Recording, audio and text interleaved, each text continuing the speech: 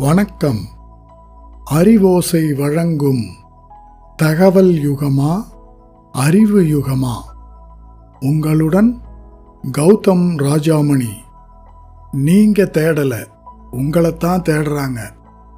போன எபிசோடில் நாம தேடலில் தொலைகிறோம் என்ற தலைப்பில் தேடல், அறிவு, அதாவது விஸ்டம், இதை பற்றி பேசணும். ஆனால் இன்னைக்கு அந்த தேடலோட அடுத்த கட்டத்தை பற்றி பேச போகிறோம். போன எபிசோடில் நான் ஒரு கேள்வி கேட்டிருந்தேன். நாம் தகவல்களை தேடுறோமா, இல்லை தகவல்கள் நம்மளை வச்சு கேம் விளையாடுதா அப்படின்னு. இன்னைக்கு நீங்கள் ஒரு புது ஃபோன் வாங்கணும்னு நினச்சி ஒரு வெப்சைட்டில் தேடுறீங்கன்னு வச்சுக்குவோம்.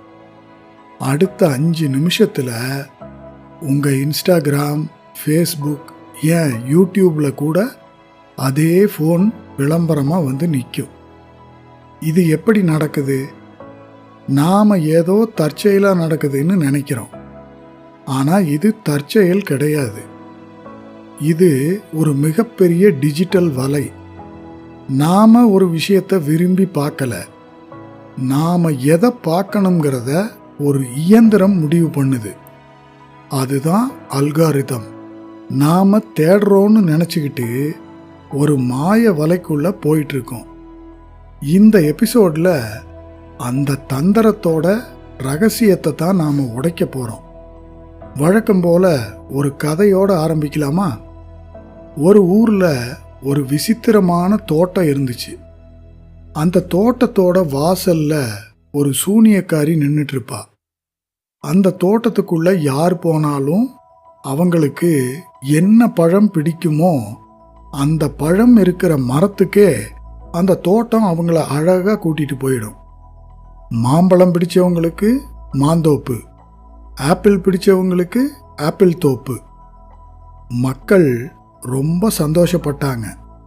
நாம் எதை நினைக்கிறோமோ அதுவே கிடைக்குதே அப்படின்னு சொல்லி அங்கேயே தங்கிட்டாங்க. ஆனால் கொஞ்ச நாளில் ஒரு விசித்திரம் நடந்தது. மாம்பழம் சாப்பிட்டவங்களுக்கு ஆப்பிள்னா என்னன்னே மறந்து போச்சு.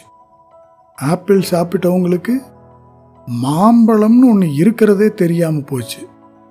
அதை விட கொடுமை என்னன்னா, அந்த சூனியக்காரி மெதுவாக அந்த பழங்களில் ஒரு மயக்க மருந்தை கலக்க ஆரம்பிச்சா.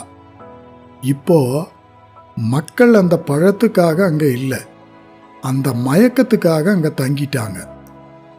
அவங்களுக்கு அந்த தோட்டத்தை தாண்டி ஒரு உலகம் இருக்கிறதே மறந்து போச்சு. அவங்க அந்த தோட்டத்துக்குள்ள நாம் சுதந்திரமாக இருக்கோம் அப்படின்னு நினச்சாங்க.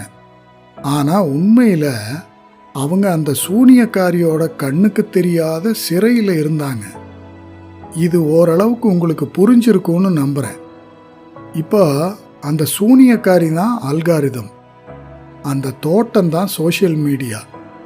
நாம் எதை விரும்புகிறோமோ அதை மட்டும் காட்டி காட்டி நம்ம அறிவை ஒரு குறுகிய வட்டத்துக்குள்ள இந்த அல்காரிதம் அடைச்சிடுது.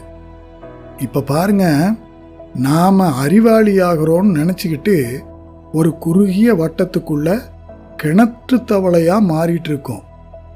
நம்ம மூளைக்கு அந்த மொமெண்ட்ல என்ன பிடிக்குமோ அதை தீனியா போட்டு நம்ம சிந்தனை திறனை இந்த இயந்திரம் மழுங்கடிக்குது. ஒரு விஷயத்தை நீங்க கவனிச்சிருக்கீங்களா? யூடியூப்லேயோ இன்ஸ்டாலேயோ வீடியோ பார்க்கும்போது கீழே தள்ளிக்கிட்டே போனால் வீடியோ வந்துக்கிட்டே இருக்கும். இதுக்கு இன்ஃபினிட் ஸ்க்ரோலிங் அப்படின்னு பேர். ஏன் இப்படி வச்சிருக்காங்க? ஏன்னா நம்ம மூளையில் டோபமைன் அப்படிங்கிற ஒரு ஹார்மோன் சுரக்கும். இது ஒரு போதை மாதிரி. அடுத்த வீடியோவில் என்ன இருக்கும், அடுத்த வீடியோவில் என்ன இருக்கும் அப்படிங்கிற ஒரு எதிர்பார்ப்பை இந்த அல்காரிதம் இந்த ஹார்மோனை தூண்டுறது மூலமாக செய்யுது. இது ஒரு சூதாட்டம் மாதிரி. 20 வயது இளைஞர்கள் அவங்களோட பொன்னான நேரத்தை இதில் இழக்கிறாங்க. 50 வயசில் இருக்கிறவங்க தேவையில்லாத வதந்திகளை பார்த்து பதட்டம் அடைகிறாங்க. நாம தகவல்களை ஆளலை, தகவல்கள் நம்மளோட உணர்வுகளை ஆளுது. நீங்க எப்ப கோபப்படணும், எப்ப சிரிக்கணும்னு ஒரு சாஃப்ட்வேர் முடிவு பண்ணுதுன்னா அது எவ்வளவு பெரிய ஆபத்து. உங்க விருப்பு வெறுப்புகளை யாரோ ஒரு என்ஜினியர் எழுதின கோடு தீர்மானிக்குதுன்னா இது உண்மையிலேயே நாம சிந்திக்க வேண்டிய விஷயம் தானே. இதில் இருந்து நாம எப்படித்தான் வெளியே வர்றது? இந்த டிஜிட்டல் மாயையிலிருந்து தப்பிக்க எனக்கு தெரிஞ்ச ஒரு 3 ஆழமான வழிமுறைகளை சொல்றேன். இதை சாதாரண டிப்ஸா பார்க்காம ஒரு வாழ்வியல் பயிற்சியாகவே எடுத்துக்கலாம். 1. அல்காரிதத்தை ஏமாற்றுங்கள். Confuse the machine. அல்காரிதம் நம்மளை பற்றி ஒரு டேட்டாவை வச்சிருக்கும். அதை நாம் உடைக்கணும். நமக்கு சம்மந்தமே இல்லாத ஆனால் அறிவுபூர்வமான ஒரு புது விஷயத்தை வாரத்தில் ஒரு நாள் தேடி படிக்கணும். நாம் ஒரு வட்டத்துக்குள்ளே இல்லை அப்படின்னு அந்த இயந்திரத்துக்கு புரிய வைக்கணும்.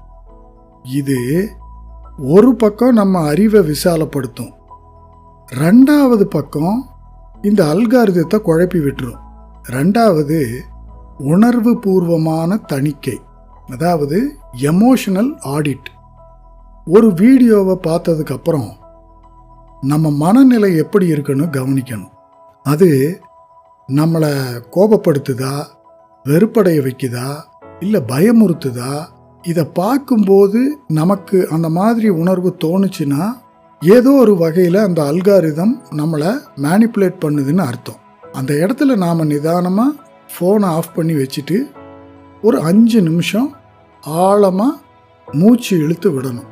இயந்திரம் கொடுக்கிற உணர்வை விட நம்ம சுய உணர்வுக்கு நாம் அந்த இடத்துல முக்கியத்துவம் கொடுக்கணும். 3வதா நிழல் இல்லாத நிஜம், ஆஃப்லைன் ரியாலிட்டி. ஒரு நாளைக்கு 1 மணி நேரமாவது இன்டர்நெட் இல்லாமல் ஒரு மனுஷனோட முகம் பார்த்து பேசணும். இல்லைன்னா நமக்கு பிடிச்ச ஏதோ ஒரு பொழுதுபோக்கு, அது ஒரு கார்டனிங்காக இருக்கலாம், இல்லை பறவைகளை வளர்க்குறதா இருக்கலாம், அது மாதிரி ஒரு விஷயத்தில் நம்மளை ஈடுபடுத்திக்கணும். அல்காரிதம் இல்லாத அந்த உலகத்தில் தான் நம்மளோட சுய அறிவு வேலை செய்யும். அதாவது நம்ம இன்ட்யூஷன் அங்கே தான் சுதந்திரமாக வேலை செய்யும். அதுதான் உண்மையான அறிவோசையை கேட்குற விஷயம். அறிவுங்கிறது அல்காரிதம் தர்றது இல்லை, அது நாம் சுயமாக சிந்திச்சு நாம் அதில் தெளிவடைஞ்சு ஒரு விஷயத்தின் பார்ப்பட்டு எடுக்கக்கூடிய முடிவு. இன்னைக்கு நாம் நம்மளை ஆள்ற தந்திரத்தை பற்றி பேசிட்டோம். ஆனால் இந்த மாயையில இருந்து தப்பிச்சு நாம் வெளியே வந்தாலும் உலகம் முழுக்கவே இப்போ ஒரு மேலோட்டமான தன்மையில் இயங்கிட்டு இருக்கு. எதையுமே ஆழமாக பார்க்குற பழக்கம் நமக்கு சுத்தமாக விட்டு போயிருச்சுன்னே சொல்லலாம். ஒரு விஷயத்தோட நுனிப்புல்லை மட்டும் மேயிற இந்த குணம் நம்ம எதிர்காலத்தை எப்படி பாதிக்க போகுது? ஆழமில்லாத அறிவு ஆபத்துன்னு ஏன் சொல்றாங்க? இதை பற்றி அடுத்த எபிசோடில் ரொம்ப ஆழமாக பேசலாம். எபிசோட் 3 என்னன்னா, மேலோட்டமான உலகம். தொடர்ந்து சிந்திப்போம், தெளிவு பெறுவோம். இது உங்கள் அறிவோசை. நன்றி, வணக்கம்.